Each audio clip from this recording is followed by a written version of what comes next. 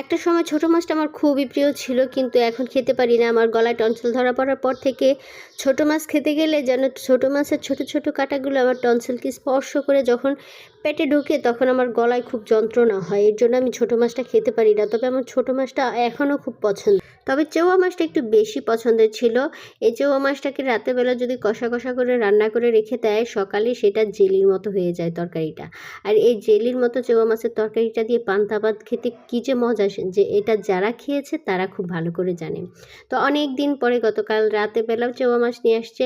আমার শরীরটা ভালো লাগছিল না। প্রথমে চেওয়া মাছটা দেখে রাগ উঠছিল যে এত রাতে বেলা, রাতের 11টার দিকে নিয়ে এসছে, এত রাতে বেলা চেওয়া মাছ নিয়ে আসছে কেন। তারপরে এর সাথে একটু ভর্তা শাকও নিয়ে এসছে। তারপরে কি করব, যেহেতু অসুস্থ ছিলাম, বেশ কিছুদিন খাওয়া দাওয়া তেমন ভালো ছিল না। তো এই অবস্থায় উঠে চেওয়া মাছটা কেটে, ভর্তা শাক কেটে ভাবলাম একটুখানি জাল জাল করে নিয়ে নিই। তো চেওয়া মাছ দিয়ে একটু ভর্তা শাক রান্না করার আয়োজন শুরু করলাম। চেওয়া মাছটাকে আমি কাটাকুটা করার পরে বেশ অনেকক্ষণ ধরে আমাকে ধুইতে হয়েছে, যে আমার মাছ ধুতে প্রচুর সময় লাগে।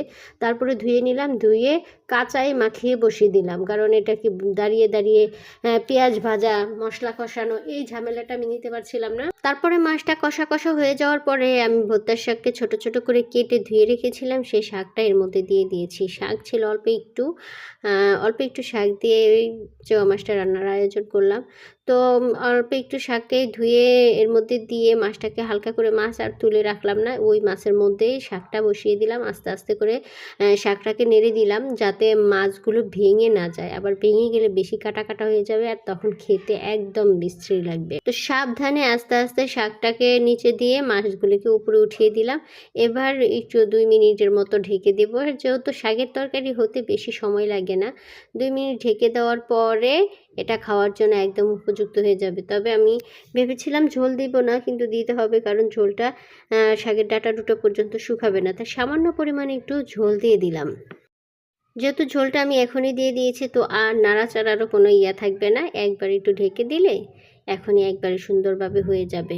তারপরে আমি ভাত খাওয়ার আয়োজন করতেছি, এদিক দিয়ে এটা হয়ে যাক, আমি ভাতটা বেড়ে নিচ্ছি। আর আপনারাও দেখবেন এই ছোট মাছ দিয়ে শাক রান্না সবচেয়ে বেশি মজা লাগে। আর একটা কথা হলো, আপনারা কে কোথা থেকে আমার ভিডিওটা দেখছেন অবশ্যই কমেন্ট বক্সে জানিয়ে যাবেন। আর এই চেওয়া মাছটাকে আমাদের ভোলা জেলাতে চেওয়া মাছই বলে, আপনাদের কোন জেলায় কি বলে একটু বলবেন। আবার অনেকে দেখা যাচ্ছে মাছটা চেনেই না। যাই হোক, তরকারি হয়ে গেছে, এখন গরম গরম ভাত দিয়ে গরম গরম শাক চেওয়া মাছের তরকারি খেয়ে আমি এখন ঘুমাবো। আপনারা সবাই ভালো থাকবেন, আল্লাহ হাফেজ।